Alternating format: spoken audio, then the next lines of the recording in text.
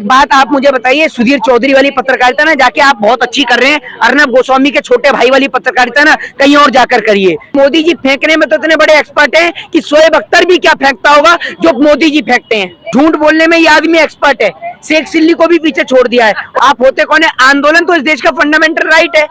Article 19 आपको और मुझे सबको परमिशन देता है कि आंदोलन करने की।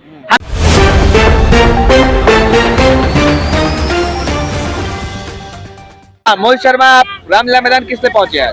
देखिए, आपको सभी को पता था कि आज जो है यहाँ किसानों का धरना और प्रदर्शन था।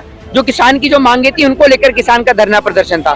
किसानों की जो मांगे थी, किसानों के ऊपर जो मुकदमे लगे हुए थे, सिर्फ उनको हटाने को लेकर और एमएसपी की गारंटी यानी न्यूनतम समर्थन मूल्य की गारंटी, किसानों को उनकी फसल का सही दाम, बस यही मांगे किसानों की थी, जिनको सरकार ने अभी तक पूरा नहीं किया। 13 महीने चले किसान आंदोलन के दौरान कई किसानों की शहादत हो गई और कई किसानों के ऊपर जो है वो मुकदमे भी दर्ज हुए। अरे तो भाई किसान का प्रदर्शन था ना, आंदोलन था ना, आप क्या करने पहुंचे यहाँ पे? अच्छा, तो आप एक बात मुझे बताइए, आपको अनाज पैदा करके कौन देता है? कौन देता है अनाज पैदा कर? कौन करता है? आप अपने घर में खुद उगाते हैं? किसान देता है ना, है? किसान देता है। तो आप अगर किसान को समर्थन नहीं करेंगे तो फिर कैसे आएगी आपके घर में रोटी? मतलब आप आंदोलन जीवी है? कौन आंदोलन जीवी है? आप एक बात बताइए, आप एक बात मुझे बताइए, आप मोदी समर्थक के जीवी है क्या? मोदी जी को मानने वाले हैं क्या आप होते कौन है? आंदोलन तो इस देश का फंडामेंटल राइट है। आर्टिकल 19 आपको और मुझे सबको परमिशन देता है कि आंदोलन करने की। हमें किसी पूछने की जरूरत थोड़ी है, आपको और मुझे अधिकार देता है। आपसे पूछूंगा थोड़ी मैं। कॉन्स्टिट्यूशन को मानने वाले लोग हैं, कॉन्स्टिट्यूशन को मानने वाले लोग तो वैसे फॉलो करते हैं। आंदोलन करना हमारा फंडामेंटल राइट है। मोदी जी सही तो कहते हैं कि कुछ आंदोलन जीवी ऐसे हैं कि अरे भैया सुनिए मेरी बात सुनिए, अगर ये आंदोलन जीवी आंदोलन नहीं करते ना, धरने नहीं करते, तो मोदी जी आप अंग्रेजों से आजादी नहीं हो पाते, ठीक है ना। अगर ये आंदोलन करने के अधिकार नहीं होते ना, तो आप आज भी किसी अंग्रेज के घर में उनके जूते और चप्पल साफ कर रहे होते। ये तो आप शुक्रिया अदा करिए कि इस देश के अंदर जो पिछले जो लोग थे उन्होंने देश के खातिर फांसी के फंदे को चूमा, क्रांति को अपनाया और देश के खातिर उन्होंने फांसी के फंदे को चूमा। वरना आप लोग तो ऐसे लोग हैं जो देश की आजादी के वक्त में अंग्रेजों के खिलाफ माफी मांग लिख रहे थे, अंग्रेजों से डर डर के माफीनामे साइन कर रहे थे। आप लोग का इस देश की आजादी में क्या योगदान है? अच्छा, इसलिए राहुल गांधी जिस देश में गुलाम बनाया वहां जाकर कह रहे लोकतंत्र खतरे में है। लोकतंत्र बिल्कुल, धरने प्रदर्शन करें, उनके ऊपर मुकदमे दर्ज हो जाते हैं। आज एक बात मुझे बताइए, आर्टिकल 19 जो लोगों को धरने और प्रदर्शन करने की आजादी देता है और इस देश के अंदर जो फंडामेंटल राइट है, राइट टू स्पीच का जो अधिकार है, राइट टू फ्रीडम का जो अधिकार है, उस अधिकार के तहत जब लोग सड़क पर उतरते हैं और अपने अधिकारों की मांग करते हैं और सड़कों पर उतरने के बाद में जब उनके ऊपर मुकदमा दर्ज हो जाता है, तो कहीं ना कहीं ये डेमोक्रेसी को खतरा नहीं है, लोकतंत्र को इससे खतरा नहीं है। एक बात आप मुझे बताइए, प्रधानमंत्री मंचों से सिर्फ झूठ बोलना चाहते हैं, झूठ बोलते ही हैं, और मुंगेरी लाल भी क्या सपने दिखाता होगा जो नरेंद्र मोदी दिखाते हैं। झूठ बोलने में ये आदमी एक्सपर्ट है, शेख सिल्ली को भी पीछे छोड़ दिया है। और मैं तो यही कहूंगा कि अगर टीम इंडिया को मैच जीतना है तो नरेंद्र मोदी को खिलाना होगा, क्योंकि जब तक जसप्रीत बुमराह ठीक होकर नहीं आ जाता, मोदी जी की जगह पर जसप्रीत बुमराह को खिलाना चाहिए, क्योंकि मोदी जी फेंकने में तो इतने बड़े एक्सपर्ट हैं कि शोएब अख्तर भी क्या फेंकता होगा जो मोदी जी फेंकते हैं। अभी देखा था आज तक के कॉन्क्लेव में मोदी जी आए थे, उन्होंने क्या क्या बोला?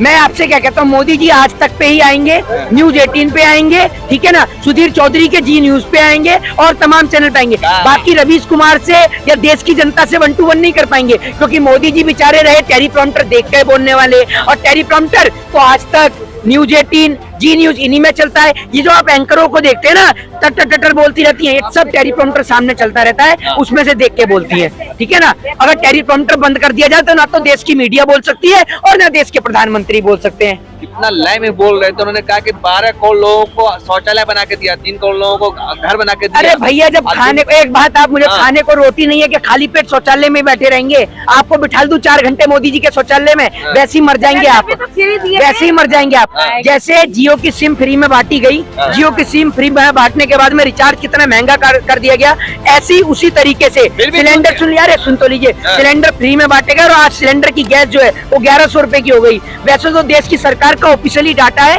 कि 80 करोड़ लोगों को मुफ्त में राशन देते हैं, यानी सरकार ये मानती है कि 80 करोड़ लोग इस देश में सरकार के जो है अनाज है उस पे आरक्षित है। और उसमें आप ये सोचिए, अनाज बिना गैस के पक जाएगा क्या? कच्चा गेहूं खा जाएंगे आप? अमृतकाल है मोहित शर्मा, इस बात को। तो अमृतकाल में कच्चा अनाज खाते हैं आप, अपने घर में कच्चा अनाज खाते हैं। अमृतकाल से आमदनी बढ़ा है लोगों का, अच्छा माल हुए लोग। तो आपने कई करोड़ रुपया कमा लिया होगा, तो यहाँ 2-2 हजार रुपए दे दीजिए, मुझे 10,000 रुपए दे दीजिए। क्या बात है भाई, लोग अच्छे से खा रहे हैं। अच्छा, शांति से, तो चाइना कब्जा कर लेता, पाकिस्तान चाइना कब्जा कर लेता।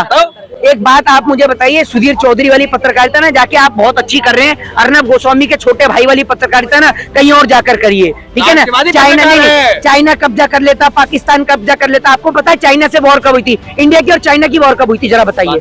हैं? कौन था उस टाइम पे देश का प्रधानमंत्री? नेहरू जी थे। कौन था? कौन थे? बताइए आप मुझे। नेहरू थे ना। हाँ। किसके प्रधानमंत्री, कौन सी पार्टी से थे? हैं? देश गुलाम हो गया। कब्जा कर लेते चीन ने। इंडिया पाकिस्तान 1966 में ताशकंद समझौता जब हुआ था, किसकी सरकार थी? किसकी सरकार थी? सरकार किसकी थी? कांग्रेस की। देश पे कब्जा कर लिया था। क्या देश पे कब्जा कर लिया था? क्या कब्जा कर लिया? आप कह रहे हैं ना कि आज अगर मोदी जी नहीं रहेंगे तो पाकिस्तान पाकिस्तान घुस के मारा। हाँ, चीन कांप रहे। नहीं चीन, हाँ चीन कांप रहा है। और नहीं, ये चीन कांप रहा है और ये मीडिया वाले उसको कंबल उड़ा कर आ रहे हैं। आप कंबल उड़ा रहे हो वहाँ जाके, है ना।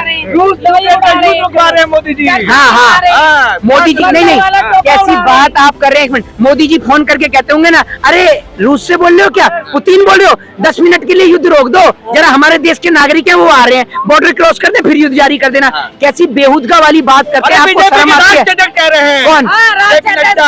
जेपी नड्डा के अपने खुद के गृह राज्य घर में तो उनका गड्ढा खुद गया है। वो कह रहे हैं जेपी नड्डा उनकी बात को मानेंगे, अपना राज्य तो उनसे जीता कर नहीं गया। घर में नहीं खाने को चलिए अम्मा बुनाने को वाला हिसाब है। हिमाचल जीता नहीं गया और बात कर रहे हैं जेपी नड्डा की। जेपी नड्डा तो हिंदू, बीजेपी के नेता तो हिंदू और मुसलमान की बात करते हैं। जेपी नड्डा तो मजारों पर चादर चढ़ा रहे हैं। ये बताइए ना आप मुझे, गौतम गंभीर मजारों पर चादर चढ़ा रहे हैं। भाजपा वालों को इतनी नफरत है मुसलमानों से कि दामाद मुसलमान पकड़ पकड़ कर लाएंगे। ये समझ लीजिए इतनी नफरत करते हैं, कितनी नफरत है आप ये समझ लीजिए।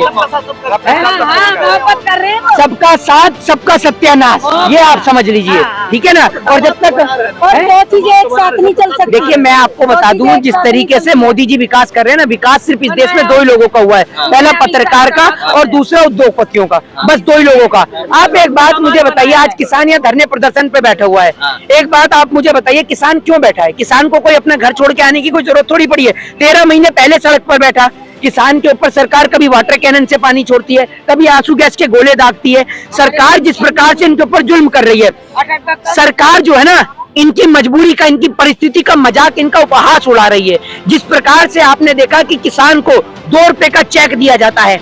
एक बात आप मुझे बताइए, ये कहीं ना कहीं किसान की परिस्थिति का मजाक और उपहास नहीं है?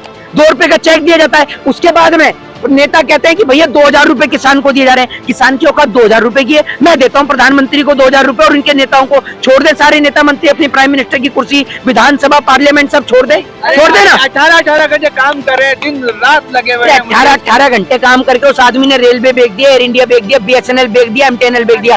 रेलवे स्टेशनों पर देख रहे हैं ना क्या चल रहे हैं, जहाँ पर सूचना होनी चाहिए वहाँ पर कैसी कैसी चीजें चल रही है, आपको खुद ही पता ही है, ठीक है ना। आपको पता ही है बात के लिए, आपको पूरी तरीके से पूरे देश को पता है कि रेलवे स्टेशनों पर आज क्या चल रहा है। दूसरी बात ये है, खुल के बोले ना, सब पता है। मेरी बात सुन लीजिए, इन्हें सब पता है। ये जो है ना, ये होते हैं बेशरम किस्म के पत्रकार, ये उनमें से आते हैं। पूछे तो बेशर्म, तो आपको नहीं पता क्या? नहीं, आपको ये नहीं पता क्या चल रहा है रेलवे स्टेशन पर? दे रहे हो तुम। रेलवे स्टेशन पर क्या चल रहा है आपको नहीं पता?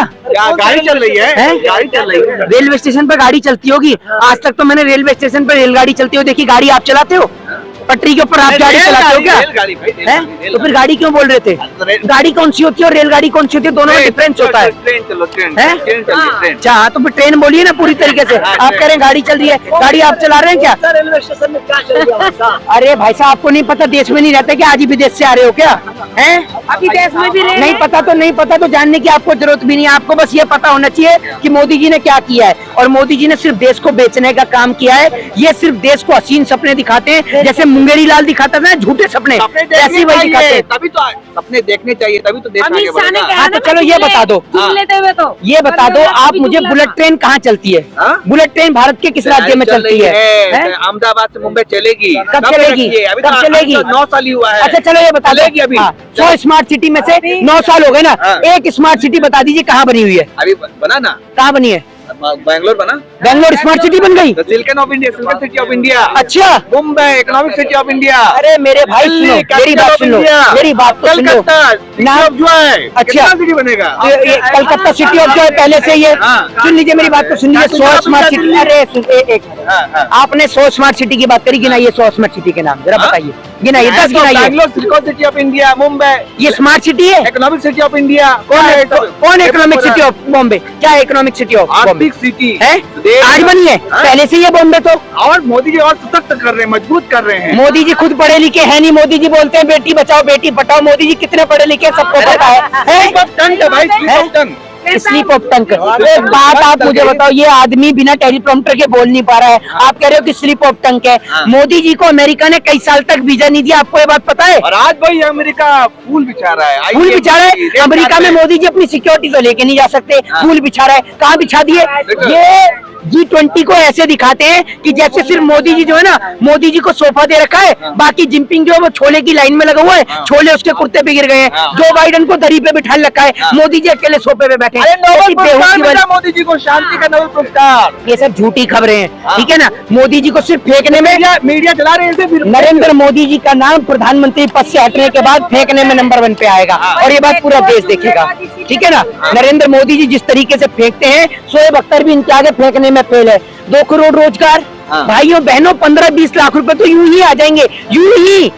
भारतीय मनोरंजन बैंक आज तक नहीं आए। 100 स्मार्ट सिटी, 2 करोड़ रोजगार, किसानों की आय दुगनी। मैं आपको कहता रहा हूँ भाई साहब, शोएब अख्तर भी क्या फेंकता होगा जो मोदी जी फेंकते हैं। टीम इंडिया को जीतना है तो मोदी जी को टीम में खिलाया जाए, इतनी जबरदस्त फेंकते हैं कि सारे गेंदबाज इनके आगे फेल हैं। जय हिंद, जय भारत, वंदे मातरम।